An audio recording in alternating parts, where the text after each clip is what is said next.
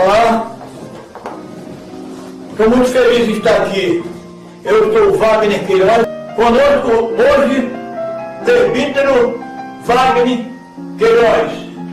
Seja bem-vindo, meu irmão.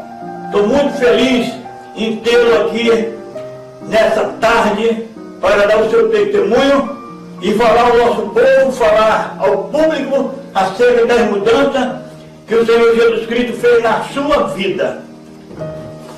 A paz do Senhor Jesus Cristo, a paz do Senhor, meu irmão. Eu estou muito feliz hoje de poder estar aqui na presença de Deus. Foram 22 anos na presença de Satanás, sendo usado por ele. E agora eu estou com 12 anos na presença de Deus. E devido às grandes oportunidades que eu tenho tido nessa época, nesse período que eu estou na presença de Jesus, eu resolvi fazer dessa forma. Cada um desenvolve o seu papel na sociedade, nessa vida. E hoje eu vou falar da minha vida. A minha vida foi boa. Como criança, eu fui educado pelos meus pais da maneira que eles achavam que deveria ser. Fui educado dentro de uma religião que não valeu nada para mim, porque se a religião que eu tivesse sido educada fosse boa, eu não teria trilhado o caminho tão mal que eu trilhei. Se religião salvasse alguém, Jesus não precisava morrer pela humanidade. E outra coisa, que talvez você que me ouve não saiba, a religião é um dos maiores instrumentos que Satanás usa para corromper a humanidade, para destruir a humanidade. A religião nada é mais do que um sistema de regras que os homens fizeram, inspirado pelo próprio diabo, que é Satanás. Mesmo que talvez você não creia em Satanás, o problema é seu. A Bíblia diz que Satanás existiu e que existe. A Bíblia fala em Ezequiel que Satanás, antes de ser chamado de Satanás, era conhecido como Lucifer, era um anjo de luz, era um querubim. E ele se rebelou contra Deus, almejou o lugar de Deus, e Deus o baniu, o expulsou dos céus, arremessando Satanás em direção à terra. E Satanás quer dizer adversário, adversário de Deus. O próprio Jesus Cristo também, dando o seu testemunho, disse: eu via Satanás cair rápido como um raio de luz. E ainda disse: eu vi por 3 dias e 3 noites anjos sendo lançados em direção à terra, caídos do céu. Você acha que Deus está no comando desse mundo? Não! A Bíblia diz que Satanás é o Deus do século. E ele tem cegado o entendimento dos incrédulos, para que a luz da glória de Cristo, que é a imagem de Deus, não venha resplandecer sobre a vossa vida. E por isso, quem sabe você vive desse jeito, enganando e sendo enganado. Mas eis que o dia do Senhor está próximo. Religião, que é uma palavra derivada do latim religare, que traduzindo para o português quer dizer ligar alguma coisa que estava ligada e alguém desligou, ou seja, o homem estava ligado com Deus através de Adão, e Adão desligou o homem, desligou a humanidade por causa do pecado. Por isso Jesus assumiu a forma de um homem e viveu entre a humanidade e nos religou a Deus, dando o seu testemunho de vida para nós seguirmos, e morreu na cruz por nós. Isso é o sentido verdadeiro da palavra religião, religação com Deus. E essa religação foi obtida através de Jesus Cristo. O próprio Senhor Jesus Cristo disse: eu sou o caminho, a verdade e a vida.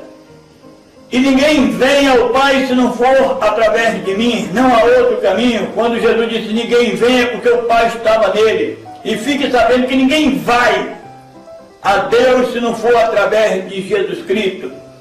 Jesus é o caminho. E o que você está fazendo aí, procurando Maria, Pedro, pedaço de pau, amuleto e outras coisas mais? Assim também eu Eu também fui criado assim, no catolicismo, queria ser padre, ia no catecismo todos os domingos de manhã, e chegando aos meus 13 anos eu já fumava, aos 14 já bebia, dali, impulsionado pelas más companhias, eu tive o primeiro contato com o meu primeiro baseado, fumei o meu primeiro cigarro de maconha. Depois de fumar o meu primeiro cigarro de maconha, a minha mãe tomava remédio para dormir e eu pegava um comprimido, furtava dela e tomava aquele comprimido e achava legal. Ficava com cara de besta, com cara de panaca, com cara de palhaço, com aquela sensação de moleza, aquele bem-estar que eu achava que era um bem-estar. E aí eu me viciei em comprimidos, passando a usar comprimidos até os 42 anos. Faça as contas. De 14 anos até 42 anos, usando drogas. E dali, mesmo que eu tivesse tido uma boa infância, e vou dizer porque minha infância foi boa, foi uma das melhores. Meu pai era militar e ele era marinheiro, era cabo da marinha. Ele viajava pelo mundo afora e trazia brinquedos para mim, muitos brinquedos. E eu usufruí do privilégio de ter os melhores brinquedos do mundo da minha época. Então minha infância foi uma boa infância, entre aspas. Mas quanto à educação religiosa, a verdadeira educação, não tive. A Bíblia diz, ensina teu filho no caminho que deve seguir, para quando ele crescer, não se perder. E a minha mãe nunca me ensinou no caminho de Deus, me ensinou no caminho de religião. Depois passou para o espiritismo e piorou tudo. Mas eu não atribuo a culpa aos meus pais. Afinal de contas, eles também não tiveram esse conhecimento. Eles vieram trazendo aquela herança maldita da idolatria, da reencarnação. E era o que eles tinham para passar para nós, não é verdade? E ele passou. Nossos pais passaram para nós aquela doutrina dele que não valia nada. E eu cresci e me perdi. E essa é a primeira etapa da minha vida.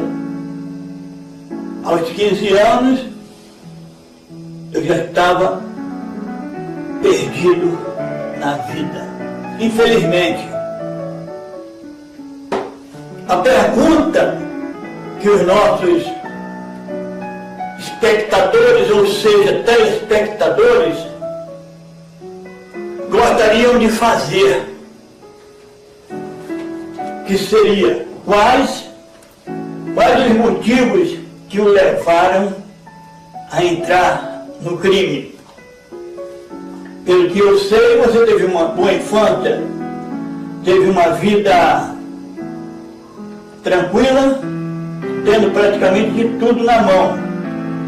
Qual o motivo que você entrou no crime? É isso que eu quero saber, quero ouvir pela sua própria boca, e é isso que o povo quer saber.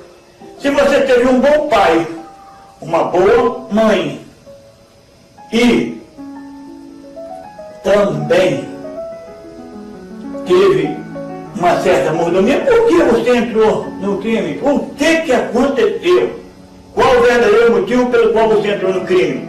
Pode me responder? Sabe me responder? Você quer mesmo saber quanto tempo eu passei no crime? Por que eu entrei no crime? Se você quer saber, você vai saber. Primeiro, como eu já falei anteriormente, eu fui educado sem Deus. Começa daí. Hoje eu sei, eu não sabia, mas hoje eu sei. Tudo que eu sei, tudo que você sabe, que nós sabemos, aprendemos de uma forma, ou com alguém, ou através dos livros, ou na prática. A Bíblia diz, hoje eu sei, através da leitura nela, que no primeiro mandamento Deus disse para Moisés: eu sou o teu Deus zeloso que te tirei da escravidão do Egito. E mais adiante ele disse: eu sou Deus zeloso que visito a maldade dos pais nos filhos e faço misericórdia até a terceira e quarta geração daqueles que me obedecem, daqueles que me amam, daqueles que me servem. Então, a resposta está aí. Eu já recebi essa herança da minha família. E eu sentia que dentro de mim eu era mau. Eu não tinha assim o sentimento de amor nem piedade. Era bem vingativo, violento.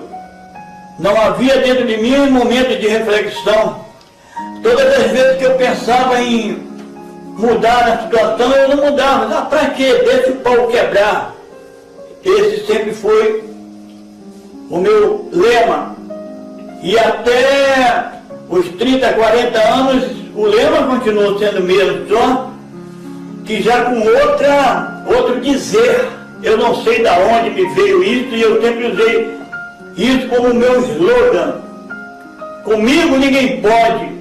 Nem trombada de trem, nem catinga de bode, e eu ia à luta. Muitas vezes quebrei a cara. Mas respondendo a pergunta mais direta agora, a falta de Deus. Foi isso que me fez entrar no crime. Porque eu poderia perguntar para você também hoje, que me ouve aí, por que eu não volto para o crime? Por que eu não entro no crime agora? Por que eu não bebo agora? Por que eu não fumo mais? Por que eu não ando mentindo? Porque eu não me prostituo? Me responde? É porque eu tenho religião? Não. É porque eu tenho Jesus no meu coração. Eu tenho o Espírito Santo em mim. Eu recebo força, poder do Pai, do Filho e do Espírito Santo. Por isso eu estou aqui. Não é porque eu tenho medo de polícia, nem dos homens, nem de você. Porque hoje eu sou muito mais corajoso do que o que eu era. Porque antigamente eu era corajoso e covarde ao mesmo tempo. E mal comigo mesmo. Se eu não me amava, vivia com a cara enfiada nas drogas, no cigarro, nas bebidas alcoólicas, como é que eu poderia amar alguém se eu não amava nem a mim? Pense nisso. E o motivo pelo qual eu entrei no crime foi a falta de Deus. A vontade de ser adorado pelas mulheres, admirado pelos homens, tudo isso, ambição, inveja, e uma série de coisas que não existe mais hoje, porque hoje eu estou controlado por Deus. A ausência de Deus leva o homem aos caminhos ruins da vida. Glórias a Jesus, porque hoje eu estou aqui. Glórias a Deus. Quanto tempo o irmão ficou nessa vida? Fale-me do tempo que você ficou nessa vida. Fale-me do que você fez. A Bíblia diz: aonde abundou o pecado, superabundou a graça. Por mais que o irmão ali tenha aprontado, o presbítero Wagner Queiroz tenha aprontado, a graça de Deus abundou na vida dele. E não fique pensando que porque ele fez um monte de coisas com as pessoas, que ele não tem o direito de se arrepender. Feliz foi ele que se arrependeu. E você que ainda está aí, bebendo e fumando e achando que não está fazendo mal para ninguém, está começando a fazer mal, é para você mesmo. E Jesus vai lhe cobrar por isso, pode ter certeza. Conserta hoje o seu caminho com Deus.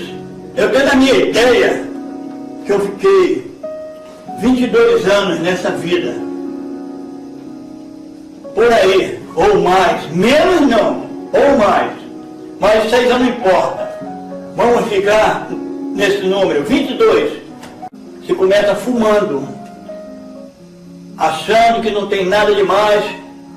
Os colegas que não são amigos, os colegas dizem que porque nós não fumamos somos otários, somos trouxa. E provamos que somos mesmo. Na maioria das vezes nós provamos que somos trouxa mesmo, porque fumamos. Passamos a ser fumante, e o primeiro cigarrinho, ele é ruim, gosto amargo, provoca tosse, porque o organismo não quer aceitar o veneno. E nós, como somos sacana conosco mesmo, nós forçamos o nosso organismo a se acostumar com o veneno e fumamos. E fumamos, e fumamos, e fumamos, e fumamos. E fomos fumando até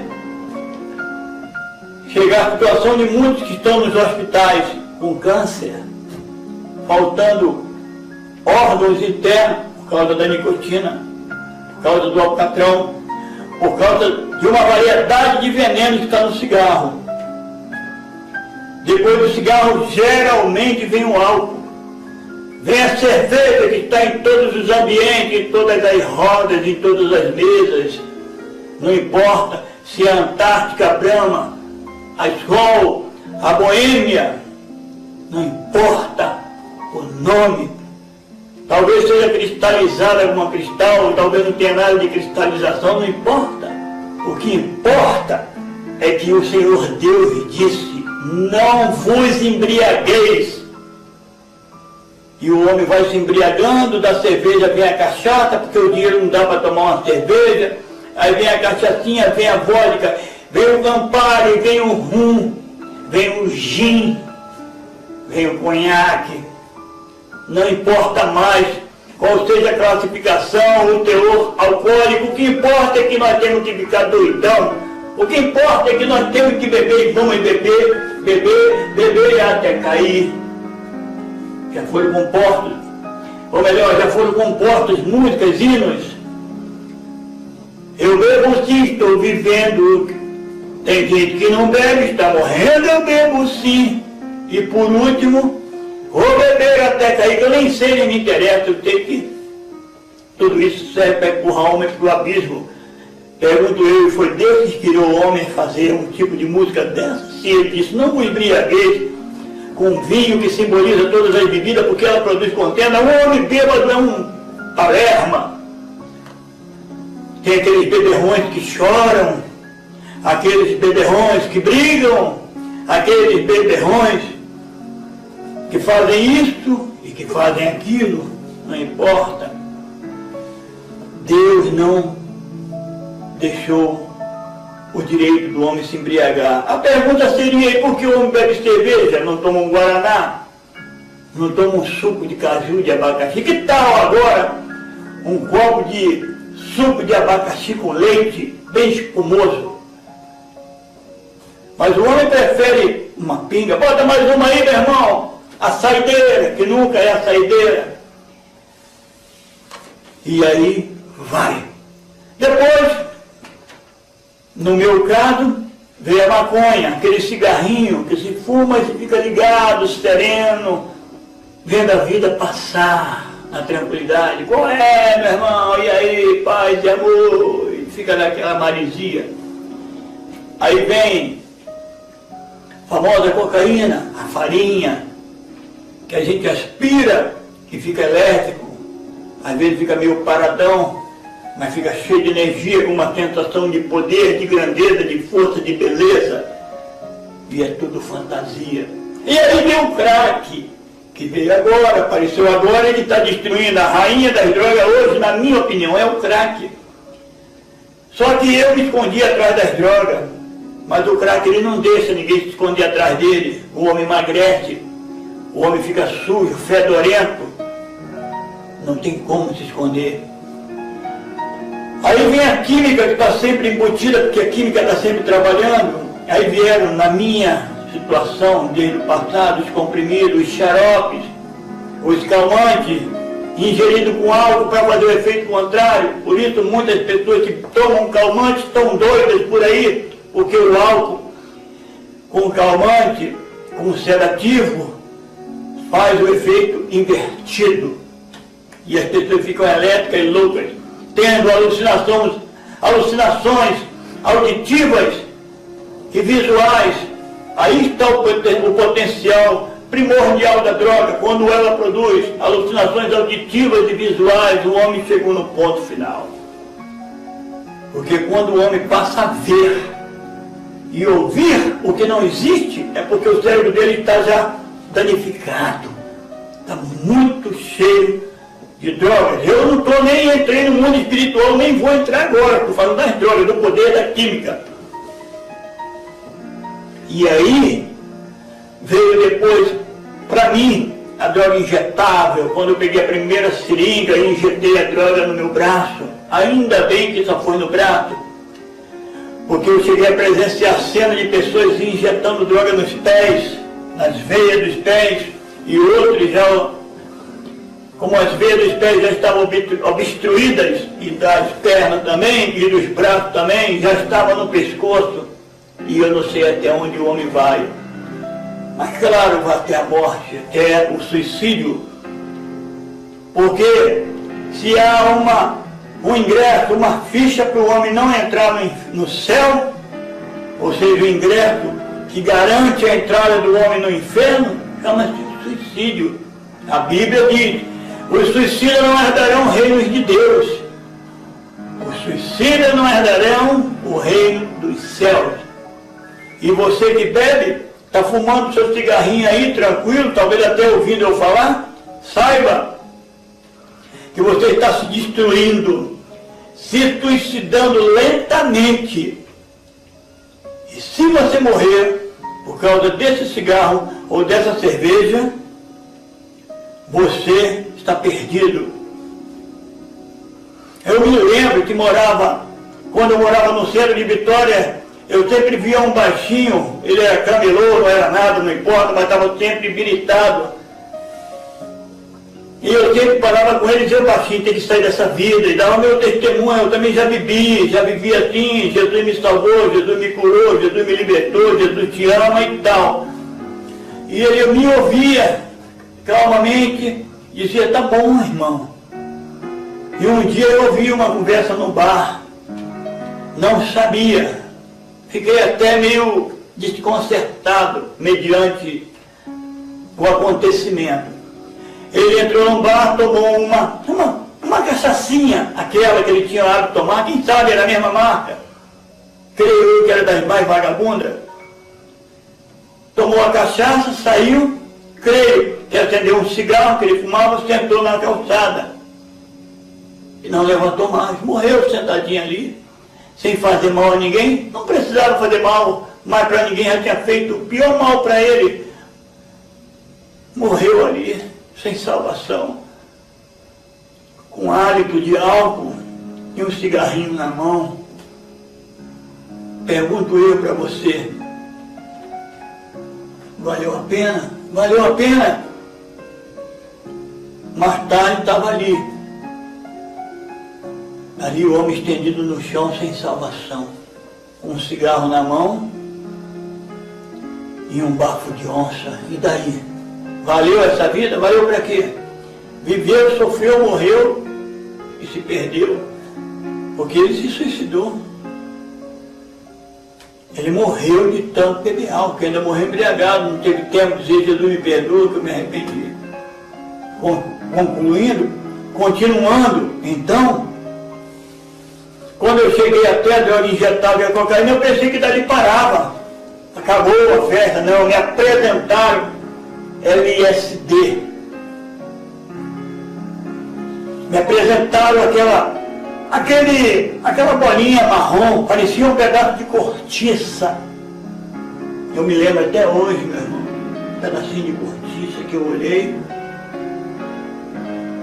E disseram para mim: toma de presente, é uma presa, ou seja, é um presente, é uma presa para você que é meu camarada. Aí me deram aquele ponto, chamado um ponto de LSD, e ainda era um pingo de ouro, o melhor que existia. Alguns dizem que o diabo manda coisa boa, não sei se é coisa boa, sei que era um pingo de ouro. E me disseram, me deram um aviso: não engula, coloque debaixo da língua e deixe dissolver com a saliva. E eu assim fiz. E passei 2 dias vendo coisas, tendo alucinação, ouvindo coisas, tudo criava vida para mim. Eu olhava assim para o chão se movia. Um raio de luz que batia, um reflexo que tomava vida, e eu me assustava mais do que tudo. Fiquei assustado durante dois dias. E depois de um tempo que passaram no seu tempo, de vez em quando ainda dava aquele lance, aquela onda voltava por algumas vezes, que é o conhecido flashback, ou seja, volta o flash rapidamente da droga até limpar e sair totalmente do sangue. E assim eu fui. E encerrei minha carreira com LSD. Não fui muito amante do crack, e o meu ponto final foi no LSD. LSD e cocaína eram as minhas prediletas. E hoje eu estou aqui na presença do Senhor Deus. Aleluia! Qual a pior situação que você passou? O povo quer saber. E qual o ponto culminante que você chegou? Aonde foi o ponto máximo que você chegou da sua vida? Bem, vejamos. O ponto que eu considero pior da minha vida, vou por etapa. Primeiro, o que fizeram de pior, o maior sofrimento que eu tive, aonde eu achei que estava no fundo do poço mesmo, e o que eu fiz de pior. Primeiro, quando eu estava envolvido com todas essas coisas, eu já tinha nas costas, eu falei apenas das drogas, mas eu já tinha arrombamentos na minha vida, estelionato,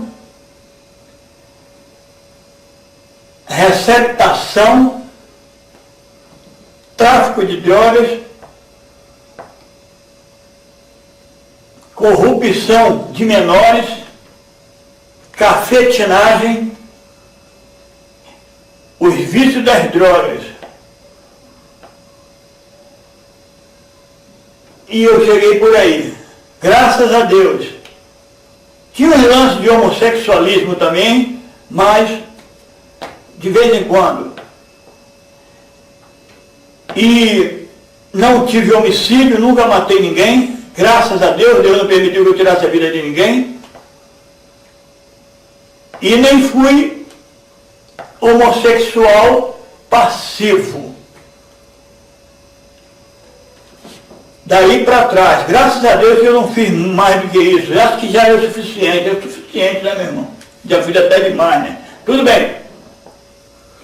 Aonde eu me vi no maior aperto foi o dia que eu estava dentro de uma cela, cheio de água no chão, amarrado com fios nos pulsos, nas mãos, levando choque elétrico que vinha da tomada para uma máquina para duplicar e triplicava com a água.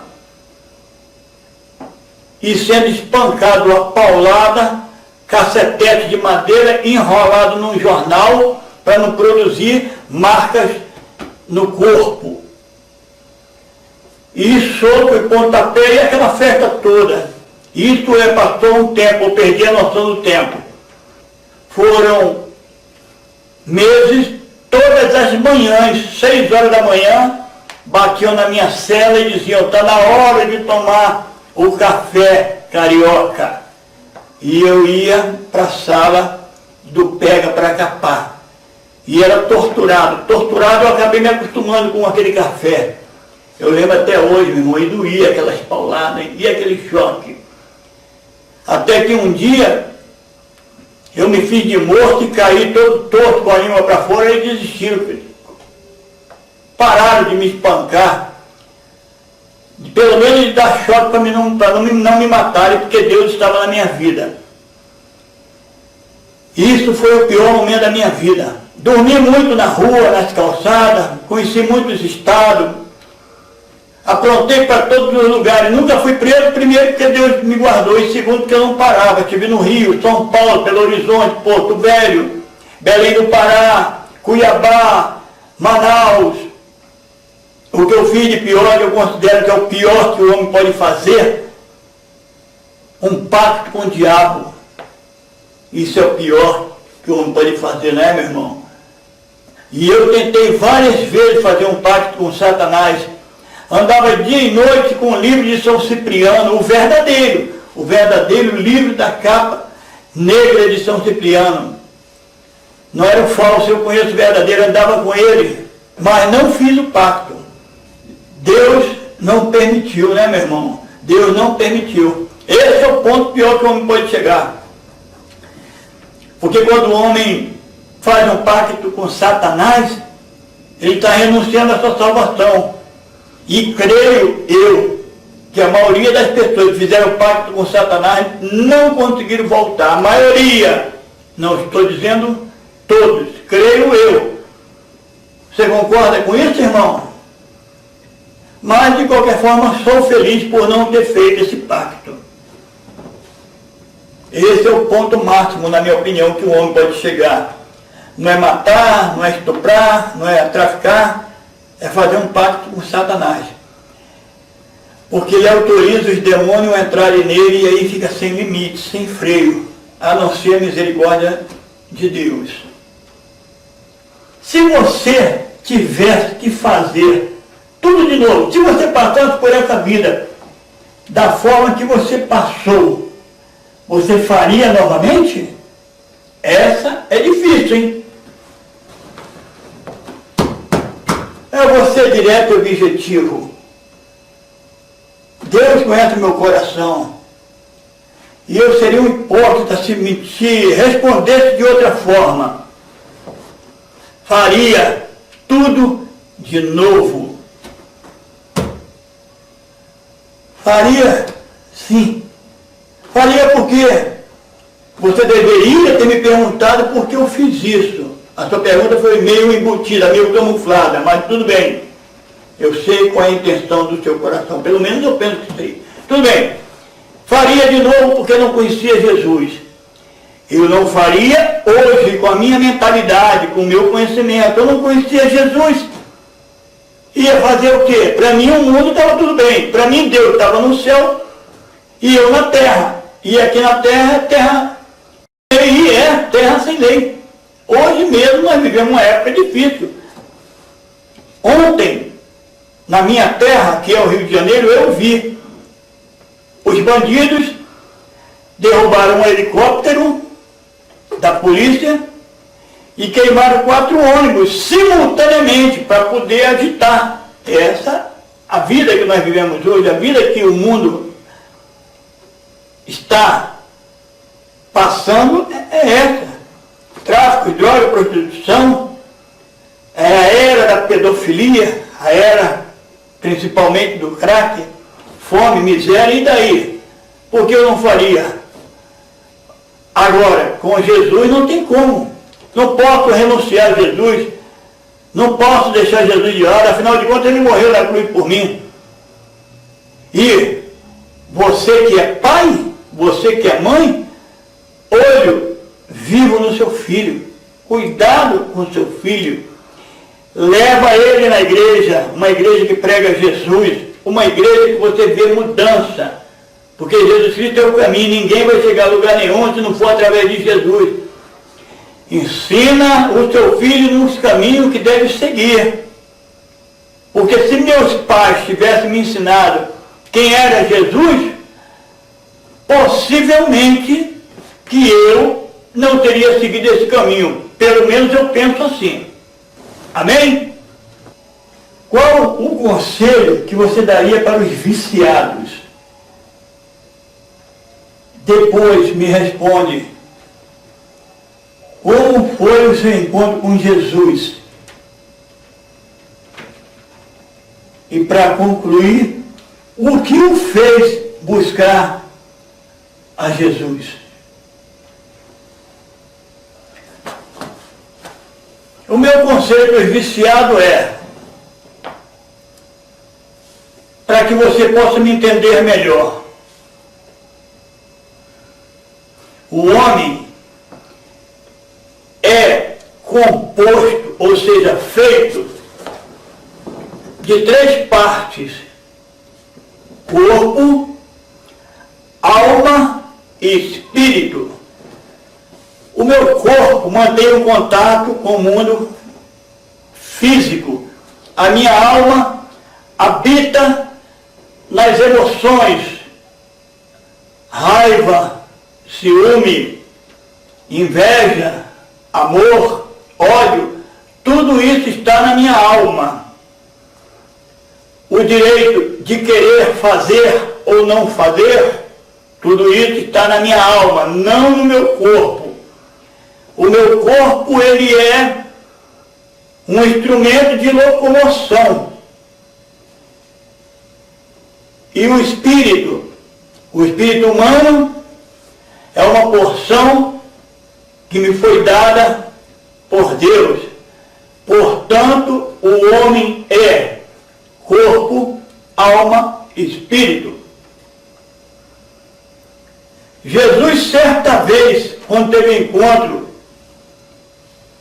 com a samaritana, ele disse: dias virão que os verdadeiros adoradores adorarão o Pai em espírito e em verdade.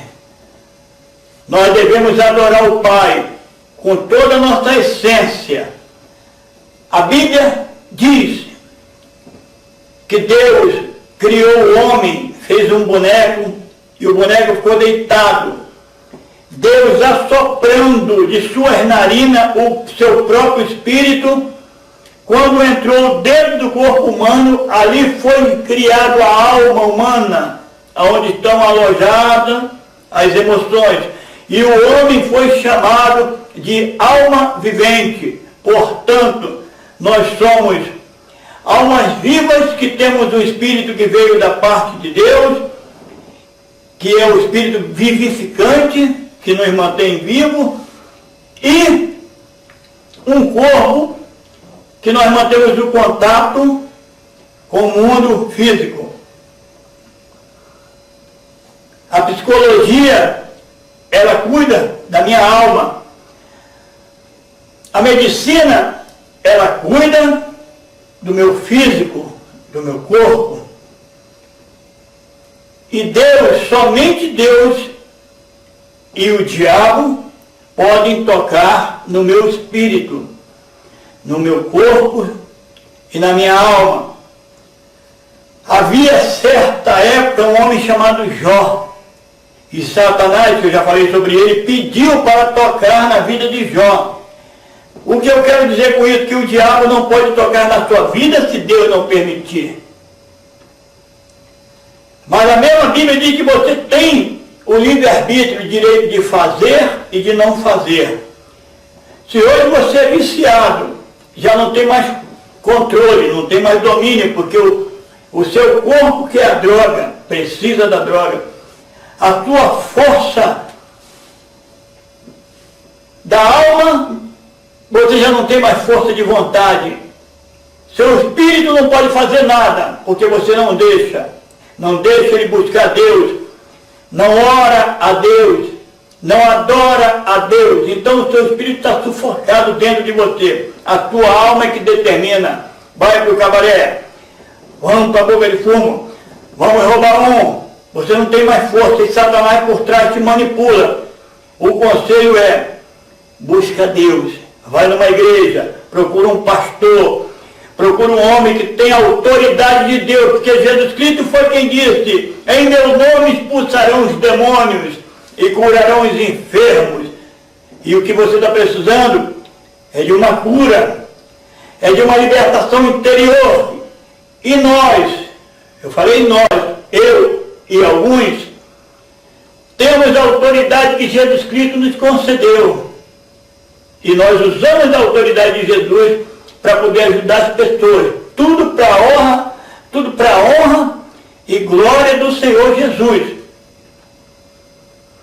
Tudo é para a honra e glória do Senhor Jesus. Não existe outra saída.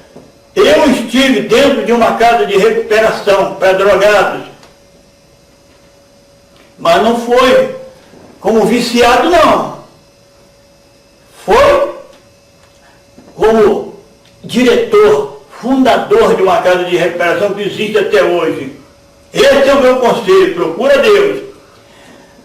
Porque na época que eu estava dentro da casa de recuperação, por mais que eu me esforçasse, orasse, jejuasse pelos internos, muitos estão perdidos.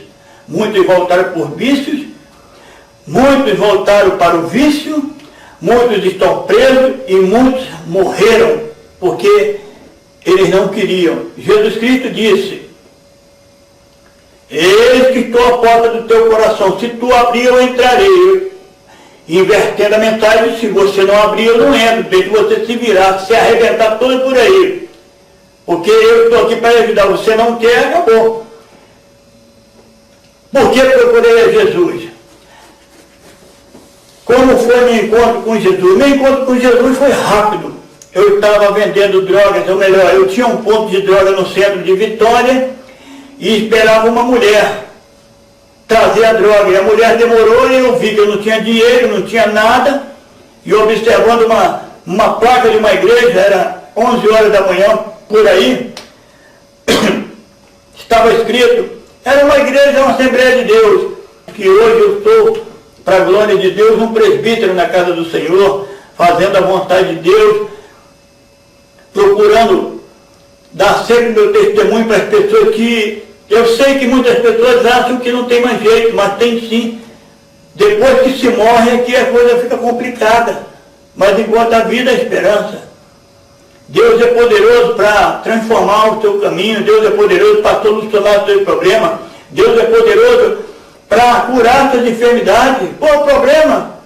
Nosso Deus que criou tudo isso não pode solucionar seus problemas. Quem é você para criar tantos problemas que Deus não pode resolver? Deixa de ser pretensioso. Jesus Cristo é o nosso Senhor e é todo poderoso. Foi Ele, foi Deus, foi o Pai que abriu o Mar Vermelho, foi o Pai quem fez tudo isso que nós vemos, constelações, buracos negros, planetas, planetóides. Foi o Senhor quem ordenou as águas dos mares que não invadissem a terra. É Ele que mantém a terra solta, rodando, e não pode resolver seu problema. Que mentalidade é essa tua? Procura hoje Jesus. Estou maravilhado com o que Deus fez na vida dele e na minha. E como eu fui ouvindo o testemunho da boca dele, eu fui ficando aqui pensativo. E sei que Deus fez muita coisa na sua vida. E a pergunta, para concluir, já que você respondeu o que o fez buscar a Jesus, foi a falta de alguma coisa para fazer, a clareza que você teve em perceber que não era nada na vida, mas é isso mesmo, meu irmão, o homem sem Deus não é nada, é pobre, nu e miserável, é o homem sem Deus. O pior cego é aquele que não quer ver. E o homem fica se apegando às suas filosofias, esquecendo que a Bíblia é a palavra de Deus, e nela está escrito que Jesus virá, nela está escrito que Jesus morreu na cruz por nós, e o homem está dizendo, não quero Jesus, não preciso de Jesus, já tenho religião, tudo resposta satânica. Na verdade, sua religião não vale nada, você não tem nada na vida, você precisa de Jesus. Sem Jesus você está frito e perdido para sempre.